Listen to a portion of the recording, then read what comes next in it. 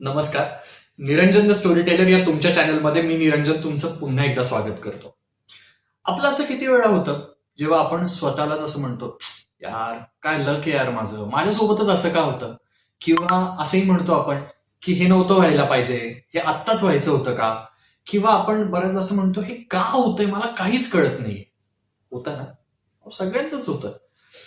Exactly याच प्रश्नांचं उत्तर देणारी ही स्टोरी आहे. ही एंडपर्यंत नक्की बघा. हिच्यात एक खूप छान मेसेज दडलेला आहे. सुरुवात करूया. एका मध्यमवर्गीय घरातला मुलगा आहे. आता मध्यमवर्गीय घरातल्या आई वडिलांचे जसे स्वप्न असतात की आपल्या मुलाने मुलीने मोठ्या कॉलेजमध्ये शिकावं, तसे त्याच्या आई वडिलांचेही स्वप्न असतात आणि ते त्याचं ऍडमिशन एका खूप मोठ्या कॉलेजमध्ये करतात. हा मुलगा जेव्हा त्या कॉलेजमध्ये जातो तर तिथल्या त्या मोठ्या मोठ्या इमारती बघून, तिथले ते मुलींचं राहणीमान बघून त्याला ना थोडंसं दडपण आल्यासारखं होतं. त्याला असं वाटतं की आपण चुकीच्या जागेत नाही आलोय. बरं, काही दिवस तो तिथे क्लासेसला जातो. त्यानंतर त्याला कळतं की सगळेच जण त्याला एक वेगळं ट्रीट करतात. तर त्याला अजून ते दडपण वाढत जातं आणि नंतर त्याला असं लक्षात येतं की त्याचा अभ्यासावरती बिलकुल लक्ष लागत नाही आणि इतकी फी आपण आपल्या आई वडिलांची इथे वाया घालवतोय. तो एक खूप मोठा निर्णय घेतो. तो कॉलेज आई वडिलांना न सांगता तिथली ऍडमिशन कॅन्सल करतो. फी भरण्याच्या जस्ट थोडा आधी तो त्याची ऍडमिशन कॅन्सल करतो, पण त्यांनी घरी सांगितलेलं नाही. आता आई वडिलांना तो घरी येऊन असं सांगतो की आमची फी भरायची जी मुदत आहे ती पुढील 6 महिने ढकलली, तर तुम्ही लगेच काही फी भरू नका, एका 6 महिन्याने भरू. आता होतं असं की कॉलेजच्या वेळात तर कॉलेजला जावं लागेल, तर तो जातो. पण तो त्या कॉलेजमध्ये न जाता त्या कॉलेजच्या बाजूला एक आर्ट्सचं कॉलेज असतं जिथे कॅलिग्राफी शिकवली जात असते. कॅलिग्राफी म्हणजे जे आपले इंग्रजी शब्द आहेत त्यांना कसं लिहायचं वेगवेगळ्या फॉन्ट्सच्या स्टाईलमध्ये, आणि 2 शब्दांमध्ये किती गॅप सोडायचा, त्यांची उंची किती असली पाहिजे, त्यांची विड्थ म्हणजे रुंदी किती असली पाहिजे, हे सगळं त्या कॅलिग्राफी क्लासमध्ये शिकवत असतात. तर तो मुलगा ते क्लासेस घ्यायला जातो, कारण ते क्लासेस फ्री असतात, तिथे कोणीही येऊन बसू शकतो. म्हणून तो काय विचार करतो, चला हे घेऊ. पण त्याच्या मनात सतत एक प्रश्न येत असतो की हे करून मिळणार काय, किंवा हे केल्याचा अर्थ काय.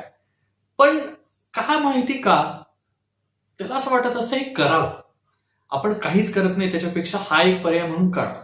पण त्या क्षणी जे प्रश्न आपण स्टोरीच्या सुरुवातीला केले ते प्रश्न त्याला सतत सतवत असतात की माझ्यासोबतच का होतं, की मी एका मोठ्या कॉलेजला आई वडिलांनी मला का टाकावं, तिथलं माझ्यावर का दडपण यावं, आणि मी हे कॅलिग्राफी का शिकावी, याची उत्तरच त्याला सापडत नसतात. पण एका टाइम नंतर ते त्याला कॅलिग्राफी इतकं आवडायला लागतं की तो त्याच्यात रमतो. 10 वर्ष त्याच्या पुढे उलटून जातात. 10 वर्षानंतर हा मुलगा एका खूप मोठ्या कंपनीचा मालक असतो. आणि ती कंपनी काय बनवत असते, तर ती कंपनी कम्प्युटर्स बनवत असते. आणि जेव्हा हा आणि त्याचा मित्र जगातला सगळ्यात टेक्नॉलॉजिकली ऍडव्हान्स्ड कम्प्युटर बनवत असतात, तेव्हा हा मुलगा त्याच्यामध्ये पहिल्यांदा सगळ्यात सुंदर फॉन्ट हे डिझाईन करून टाकतो. त्या कम्प्युटरचं नाव असतं मॅकिंटोश, त्या कंपनीचं नाव असतं ऍपल, आणि त्या मुलाचं नाव असतं स्टीव्ह जॉब्स. स्टीव्ह जॉब्स याने फॉन्ट्स जे आज आपण कम्प्युटरमध्ये, वर्डमध्ये किंवा दुसऱ्या कुठल्याही ऍप्लिकेशनमध्ये जे आपल्याला फॉन्ट्सचं ऑप्शन येतं, याचा निर्माता, याचा इन्व्हेंटर हा स्टीव्ह जॉब्स आहे. आणि स्टीव्ह जॉब्सनी हे बनवलंय. सो स्टीव्ह जॉब्स एका कॅम्ब्रिज युनिव्हर्सिटीमध्ये जेव्हा ही गोष्ट सांगतो तेव्हा तो म्हणतो की 10 वर्ष आधी जर मी ह्या प्रश्नांचा उत्तरांची शोध घेत राहिलो असतो तर कदाचित मी ते कॅलिग्राफी क्लासेस कधीच केले नसते. पण मी नेहमी असा विचार करत गेलो की कुठे ना कुठे पुढे जाऊन हे जे डॉट्स आहेत माझ्या आयुष्यातले हे कनेक्ट होत जातील. तो म्हटला की कशावर तरी विश्वास ठेवणं खूप गरजेचं आहे. तुमच्या भविष्यावर, देवावर, तुमच्या परिश्रमांवरती, तुमच्या कष्टांवरती, किंवा तुमच्या डेस्टिनीवरती. कशावरही ठेवा, पण कशावर तरी विश्वास ठेवणं गरजेचं आहे. आणि हळूहळू फ्युचरमध्ये हे डॉट्स नेहमी कनेक्ट होतात. फक्त एवढंच की त्यांना आज बघायचा प्रयत्न करू नका. यांना जेव्हा तुम्ही भूतकाळात बघाल 10 वर्षानंतर, तेव्हा तुम्हाला कळेल की हे असं झालं ते का. आय होप तुम्हाला ही स्टोरी आवडली असेल. जर आवडली असेल तर आज आपण या कोविड-19च्या काळात इतके जण आहोत की ज्यांना असं वाटतंय की आपल्या सोबतच हे का होतंय, त्यांच्यासोबत ही स्टोरी नक्की शेअर करा.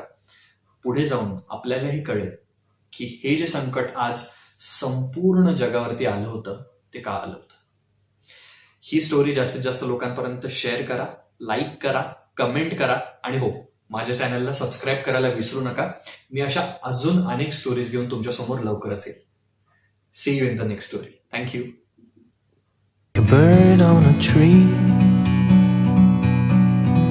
I'm just sitting here. I got time.